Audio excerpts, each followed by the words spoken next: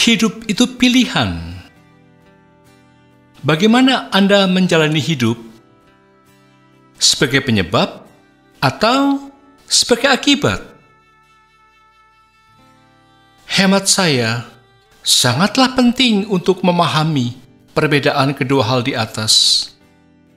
Alih-alih merasa dirinya sebagai penyebab, banyak orang malah merasa sebagian besar hidupnya adalah sebagai akibat, yakni akibat dari merespons impuls-impuls keinginan yang mendadak, merespon kemauan atau keadaan emosi orang-orang di sekitarnya, dan seterusnya. Anda sebagai penyebab. Kalau Anda merasa sebagai penyebab, artinya Anda adalah pengambil keputusan dalam menciptakan apa yang Anda inginkan dalam hidup dan bertanggung jawab pada apapun hasil yang sudah maupun yang akan Anda peroleh. Anda memandang dunia sebagai sebuah tempat yang penuh dengan peluang dan bergerak ke depan untuk meraihnya. Pendek kata, Anda tahu betul bahwa Anda punya pilihan pada apa yang Anda inginkan dan bagaimana Anda bereaksi terhadap orang-orang serta kejadian-kejadian di sekitar Anda. Anda sebagai akibat. Bila Anda merasa hidup Anda sebagai akibat, tentu Anda akan menyalahkan orang lain atau kejadian-kejadian atas kegagalan serta suasana hati Anda.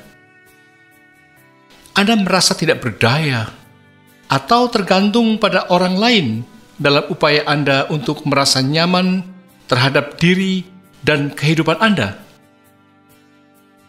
Andai saja pasangan, bos, rekan kerja, orang tua, anak-anak saya mau memahami dan membantu saya dalam meraih impian-impian saya, atau melakukan apa yang saya inginkan, atau apa yang terbaik buat saya, pastilah hidup akan luar biasa, pikir Anda.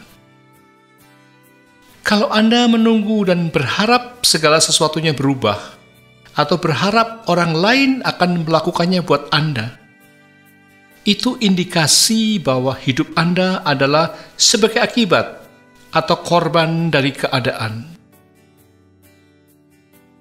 Apakah hidup dengan cara seperti ini mengasihkan? Apakah Anda pikir orang-orang di sekitar Anda senang dengan cara hidup Anda yang seperti ini?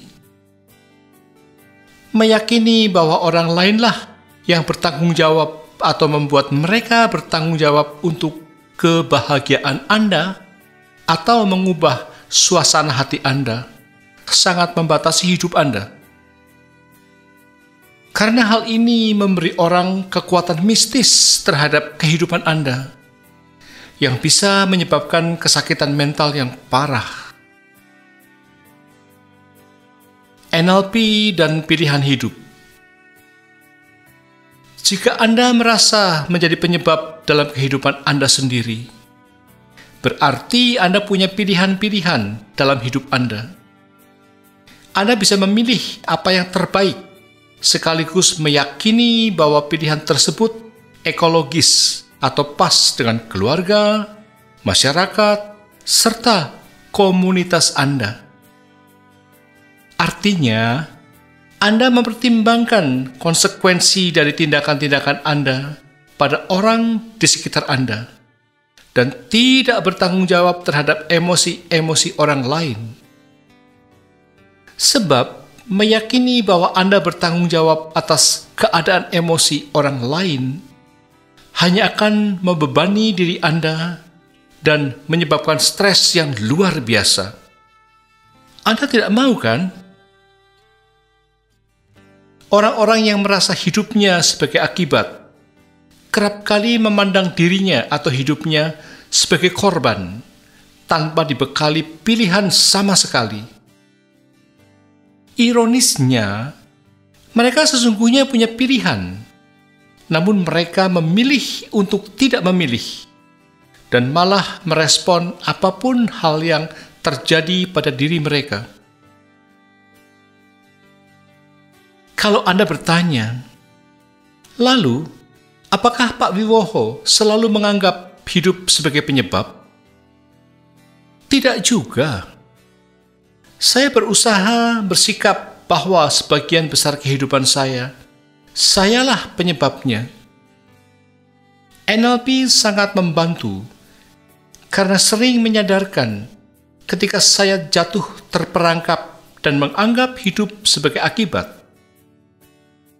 Agar bisa kembali ke jalur yang benar, saya menyadari bahwa saya punya pilihan-pilihan dalam hidup saya dan teringat akan 3 NLP presuppositions, yakni there is no failure, only feedback. Tidak ada yang namanya kegagalan, yang ada hanyalah umpan balik atas tindakan kita. There are no unresourceful people, only unresourceful state.